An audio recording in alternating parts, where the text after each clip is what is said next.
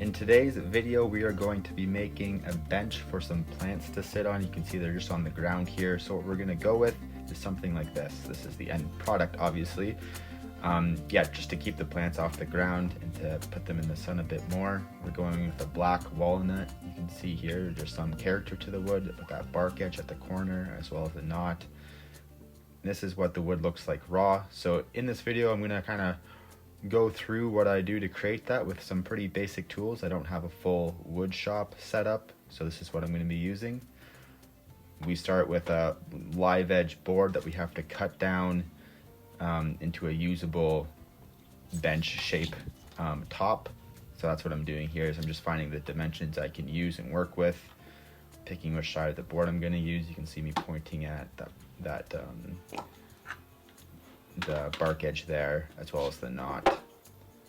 Pretty basic setup again. There's other tools that can make this a little more quick, but you can get by with what I'm using. I just have a straight edge and a circular saw.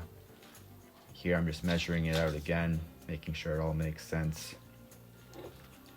And I make my mark to where I want to cut, clamp down my straight edge, and I can go ahead and just use my circular saw here to rip that off. You'll notice when I'm done cutting it, I'm going to put my straight edge on the cut to see how straight it is. And this will just give me an idea if I can use it or not. This side wasn't perfectly straight. I think my saw glided away from the straight edge a bit. So I'm going to be more mindful of that when I create my next straight edge, which is just on the other side. Again, we're just finding a dimension and ripping off what you don't want. You could have this fully with a exposed bark edge, but it's not quite the look we wanted to go for. Something a bit cleaner. So here I just take my time a little bit more to make sure that's a nice straight cut.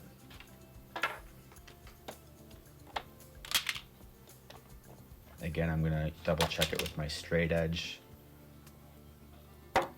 And I'm happy with how that side turned out. So then I'm gonna rip off the bit of a dip on the other side. So I'm going to take off about 1/8 of an inch just to straighten it up. My table saw here.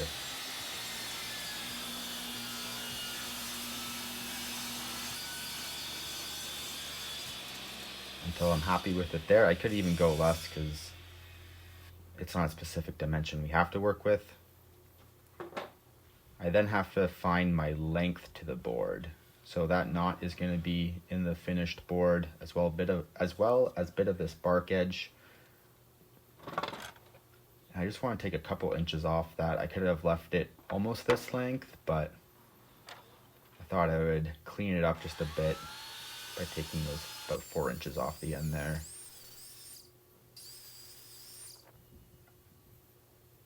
My blade is burning a little bit, and I should have changed my blade before this project, but I forgot, so we're gonna make slow cuts. Take some off the other end as well, and I take that piece and I just put some pressure on it, see if I can break it. That's a good way of seeing if your board is cracked at all, and you can fix it if it is. But it was pretty solid, so I was happy with it. Taking a quick look over the whole board, making sure which side is up, and I can begin setting up for how I'm gonna install the legs. So I'm gonna use a mortise bit here with my router. You could, if you have the time, chisel this out, but this is quicker and cleaner. Just put that mortise bit into it. And what I need to do is put my legs on an angle. So that mortise that I router out of the tabletop, I want to do it on an angle. So I'm picking 5 degrees there, and it will make sense in a second here. I rip a little shim on 5 degrees like that. So it's a bit of a wedge shape. And the base of my router is going to sit on it like this.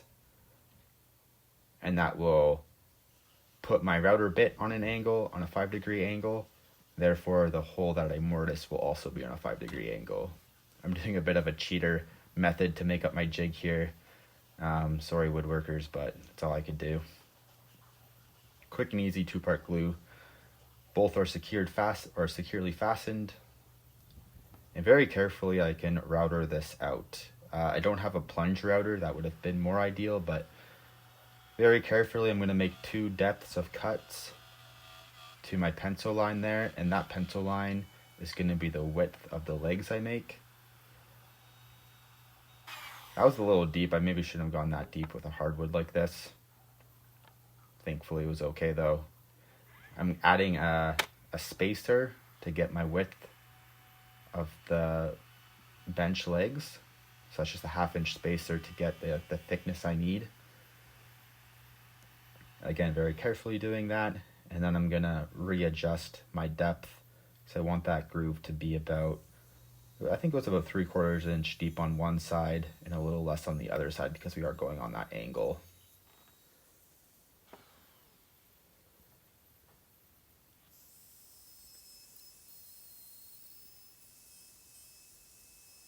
So nice, slow and steady, it does the trick. I can just pop those off, the 2-part glue, carefully, and do the same thing on the other side. Switch it end for end here, and voila, it's done.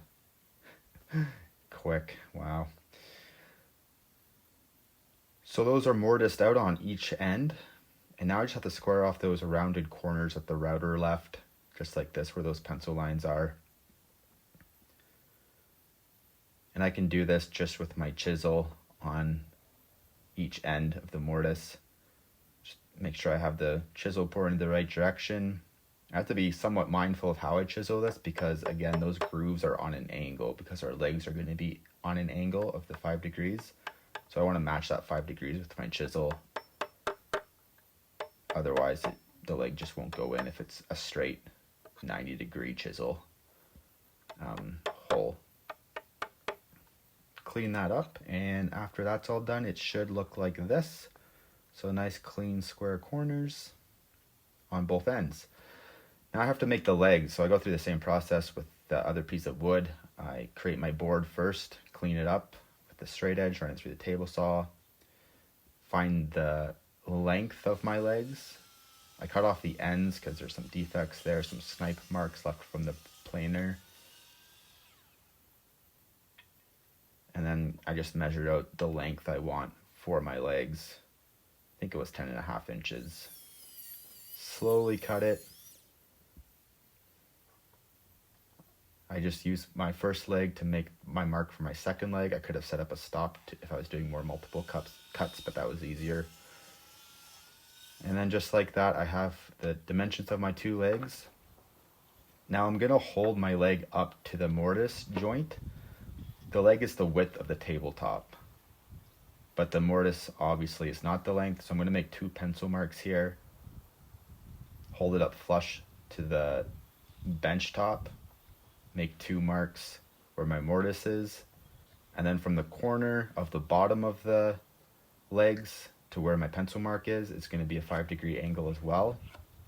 That was actually by luck, I think. I didn't plan for that, but it worked out well.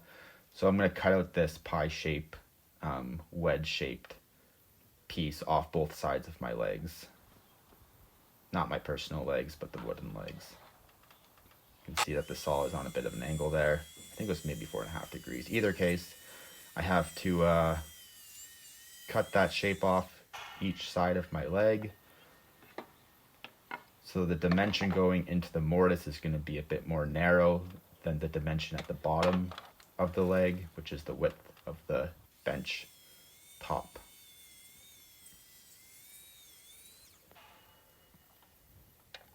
Just a bit of a burn mark there, not too happy with that, but we're going to end up sanding it anyways. So you can see here I'm going to dry fit these legs first to make sure they all fit.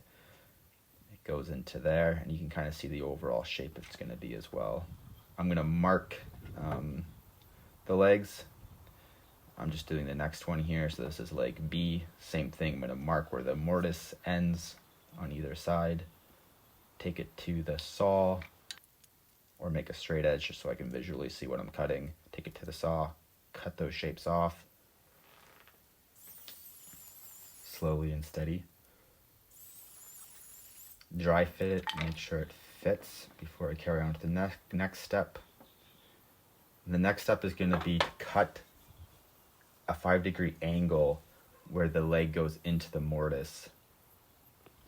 So my table saw is set up again at the 5 degrees, and I'm gonna cut off the top because my leg's gonna be on an angle when I recess it into the mortise. So it's important that it matches the angle of the mortise. as well as the bottom of the feet, because it will also be on an angle. So that's again 5 degrees. It all matches. So whatever degree you end up going with, it's going to be the same in these two situations. I don't have a ripping blade on my table saw, so there's a bit of chip out, which is okay because I'm going to sand that off. But there you go. So my leg's going to be on an angle, and the mortise angle is going to match the angle that I just cut my feet at. I have to sand it now. There's some marks still. This isn't a perfect board. It is kiln dry, but it does have some planer marks. I have a belt sander, which makes the process go a lot quicker. You can also use an orbital sander or hand sand, but I was done that within 5 minutes. And now we're ready to begin installing the legs, attaching it. I'm just using carpenter's glue here. Rub it around. And it is a really tight fit, my leg, which is what I want because I'm not using any screws or fasteners. So I'm going to use a mallet just to provide some extra force to really get it in there. And you can see the leg is actually correcting itself there, which is what I want. So it's finding the angle itself. And I do a repeat on the other side. Fully coat it with glue as good as I can. Make sure I have the angle of the leg facing the right way. And then tap it down, and it adjusts to that 5 degree once it starts sliding into that mortise. And there it is, snugly in there, which I'm really happy with. And that's the bench, or most of it done. Now it's just the finishing steps. The assembly is done. And how we're gonna finish the edges is I put a 25 degree router bit on the edge of it, and we're just gonna go through, or we're just gonna go around the whole bench top with that 25 degree angle. It gives it a nicer finish, and also that corner is going to be likely to wear if it's sharp a little prematurely. So I'm going to go around and sand all those sharp corners as well, because no matter what finish you're going to be using, if you finish something that's sharp like those corners were, it's not going to last as long. It's going to wear off really prematurely and even chip off. So I'm going to go over all of it with sandpaper, and then it will be ready to oil up. We're using Danish oil. You can use any oil. Oil penetrates into the wood fibers and then hardens and doesn't stay on top. So this is just a clear coat finish basically, but it is penetrating into the wood. We really liked how it turned out. Voila, it's done. So I gave it time to dry. Just follow the manufacturer's recommendations, and when it's dry you can go ahead and put your plants back on. Those little leaves are going to see the sun now. It's going to be a cleaner, a nicer look, adding some character to the room. And that's the finished product. So thanks for watching, and we'll see you in the next episode.